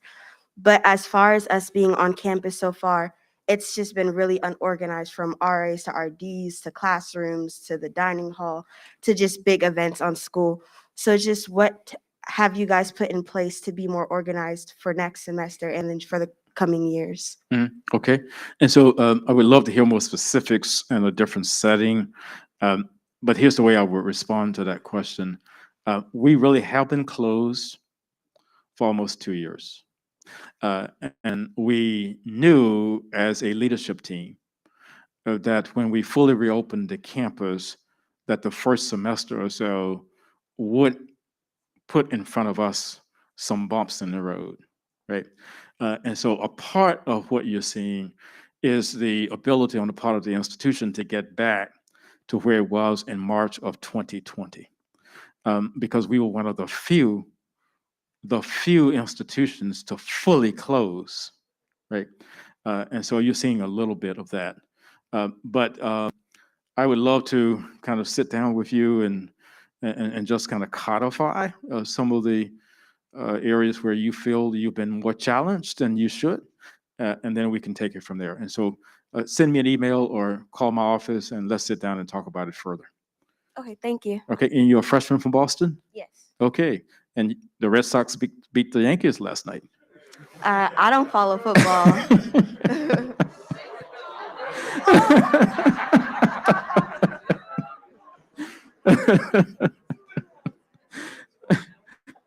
Yes, Hello, my name is Moja. I'm a transfer student. yes. Yeah. One of the things I want to talk about was that Speak directly into the mic. one of the I wouldn't say problems I want to bring up was that a lot of the time for CCBC transfer students, for Baltimore City transfer students, you guys have so many like initiatives for people who are transferring in, based whether it be like more credits that get transferred in, or like, you know, the pipeline programs that you guys have. And there's also another initiative for like high school students to take classes before they even get into Mhm. university and like kind of kickstart their college career. A lot of my friends don't start college because of reasons maybe financial or not hearing about a lot of these programs. And I feel as though if if there was more content, or there was more like, you know, outreach to people in high schools or other people in community college, it would make like more people go to like a 4-year institution or finish their college journey. But because they don't hear about these programs and initiatives, they don't end up even starting. I was wondering, what methods do you guys use to target people Mhm. before they even get into college, outside of just enrolling in the college, but like having them like accelerate their college career before they even get there? Okay, and by the way, the president of CCBC, Dr. Sidner and I are very, very good friends, and we tend to get together for lunch on a regular basis. And she and I just had lunch about 2 weeks ago to deepen our relationship with CCBC, and some interesting proposals on the table. But let me ask Dr. Turner if she would like to respond to your question about what we are doing with a high degree of intentionality to target more community college students. Sure. Thank you for your question. Of course, having been in the pandemic for a while, it's been a while since we've been able to do really intensive outreach in terms of bringing students to campus, in terms of going to do visits at various schools. But we will be getting back into that as we get, as the president says, on the west side of COVID. And so that certainly, it's a huge thing for us to be going out to high schools, to the community colleges. When we're in full admission swing, we send admission officers out to all of those schools. Our financial aid teams go out to the local schools. So we do have a very concerted effort and are constantly looking to strengthen that effort to do outreach to both our community colleges and our local schools and national schools, actually. Thank you for the question. Is it an opportunity for him to work with your team to bring? We can always use more help. So why don't you email me at emass, EMASS, @morgan.edu, and let's talk about how, you know, you might can give some more insight in terms of what you're seeing and how we might can put you to work for free, volunteer basis, service learning. Thank you. So you just actually talk your way into a new job there, right? So very good. Right, next. Yeah. How you doing, Dr. Wilson, faculty, staff, and students? I'm gonna take the mic since I'm talking. My name is Alvin West. I'm currently a senior. I'm the events coordinator for the Alpha chapter of Iota Phi Theta Fraternity Incorporated. I'm also a part of NAACP. My question to you, I'm an applied liberal studies major by way of theater arts, and it's been many issues in Murphy in terms of the infrastructure, considering Murphy is 20 years old actually to this year. And we are just kind of wondering, with the existing facilities on campus that aren't being planned to be torn down, McKeldin or Murphy, I'm not sure Jenkins is being planned to be torn down at any point. Is there any plan to renovate these facilities so that way, you know, students can feel safe and also have a proper place of learning? So the short answer to your question is yes. So let me start with the academic facilities. Murphy is far, far, far away from being raised. That building is only about 15 years old or so. And so what happened in Murphy was, once again, going back to the previous question, the university has been closed for almost 2 years. And so as such, in Murphy, there was condensation that's set in the ceiling And as a result, these very specialized panels in the ceiling became unglued and therefore unsafe.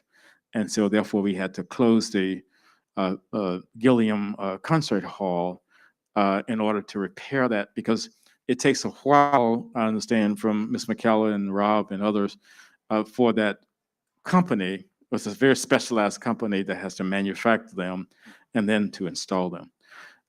Now, we have a request into the state for funding to renovate Carter Grant Wilson. And we are looking at a request to eventually renovate McMecken and the Dixon Research Center. So on the academic side, we can make a case to the state for funding to renovate existing buildings. On the housing side, Mr. Evans, you want to say a word or two about what maybe phase 2 of the housing plan is shaping up to be with regard to both new facilities as well as renovating existing housing facilities? Thank you, President Wilson. The new Thurgood Marshall facility is a product of our strategic housing plan. That building is phase 1. We are working currently on phase 2, which will result in somewhere between 400 to 600 new beds. And that process is underway. And there's a phase 3, but that's 3 or 4 years out. I do want to come back to your question about Murphy and some of the other buildings. We have Ms. McCallum and her team, and Mr. Rob Reisner. We are working frantically to put together a program to address the older facilities. We have a very robust plan supported by the state of Maryland on new facilities. But as the president said, with our older facilities being closed for 2 years, we are putting together what we call an aggressive deferred maintenance program. And it's going to include, we started with Murphy, the Dixon Science Complex is going to be right around the corner. But this is a priority for finance and administration, design, and construction management, and the physical plant. So those projects are underway. Mm-hmm. And we are planning to, right now, raise historic Jenkins in the academic quad because it is beyond salvageable, right? But I think other than McConnell Hall, those are the only 2 buildings right now. McKeldin, right. And McKeldin right on the corner there. And so there's a reason why the university needs to raise those buildings. What you see that is now McKeldin Hall, the building right there next to the bridge, that is the result of discriminatory practices in the state of Maryland. That was not the complete design of that building. But the state only gave Morgan at the time, whatever, 1950, whatever, 1958. 1958. When Morgan built the first 2 floors or whatever, they said, okay, that's enough for you as a Negro college, and did not give the university the rest of the money to build out the building. And then they built it with inferior material, blah, blah. So now all that has caught up with us. And we cannot go in there to talk about renovating McKeldin. We have to tear it down, raise it, and then build something that should have been built of high quality in this place. And we are looking to do that. Okay? Yes, sir. Thank you very much. Okay, next, Morgan. Yep. And love your paraphernalia there. Thank you. Yes. My name is Anna Zaveri. I am a freshman here at Morgan State, and I'm a business administration major. I'm part of the lacrosse club here at Morgan State, and I'm the secretary. And I was wondering, what is the minimum funding for a club that we can get? Is that a Dr. Scott question about, look, your question, Dr. Banks? Okay. Yeah, funding Yes. for lacrosse. He said for lacrosse? Yes. For lacrosse? Yes, the lacrosse club. Well, what, right now, we're in the process of putting together advisory committee to look at how we're going to sustain club sports at the university. Now, the lacrosse club, I believe, is organized as an organization, and they have gone to they go through the student government process, and if student government can find funds to support, that would be one way for them to get funding. Right now, we don't currently fund student organizations. Student organizations do their own fundraising. Okay, thank you. Okay. Okay. Okay, and so, Bill, do you have a question? Yes, This is Dr. the last Wilson. question for the evening. Dr. Wilson, I was here when you got here, and I would like to thank you publicly for all the little things that you've done to this university to make it as good as it is right now. Even something as simple as putting names and numbers on buildings, it's been tremendous. I've actually enjoyed watching you work. It's wonderful. That being said, I thought you were going to stop there. And then we could say good night to everybody. Thanks for coming, right? we have a couple of clubs. We have a chess club. We have a soccer club. We also have a lacrosse club, all of whom are engaged in championships. The lacrosse team wants a national championship, which we can earn. We have to play well at the Naval Academy to win it, but we have two Olympic athletes on the team currently from Jamaica and one Olympic athlete currently from Colombia. So we might have a decent shot at it. But we do need some help with using facilities, just normal using facilities. If we could use the football field for a home game, for instance, if the soccer club could practice on a 110-yard field, that would help their game tremendously. And if the chess club or the soccer club or the lacrosse club had access to transportation, that would expand their horizons as well. You know, I've been a volunteer on this campus more than a paid staff member. So I'm willing to do the work and roll up the sleeves. And unfortunately, you know, there is that work to do. As I indicated, we are putting together an advisory council to look at how we're going to really govern club sports here at Morgan State University. It has been on a case-by-case basis that these clubs have been supported, but we need to move to another level where it's a formalized process to look at how we're going to fund the club sports and how we're going to govern them moving forward. So because nobody's talked to me. Nobody's called me. Well, okay, I'm not going to dignify that, but as I said, we'll be putting together an advisory council. All right. Okay. Thank you.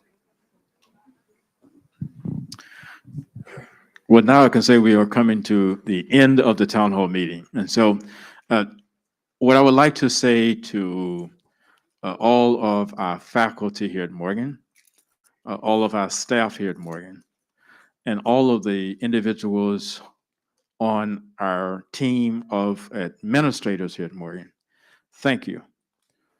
Thank you for your tremendous dedication to this institution. Thank you for your level of commitment to the core values. And thank you for being in the trenches together over the last 20 months to make sure that we could arrive at where we are today.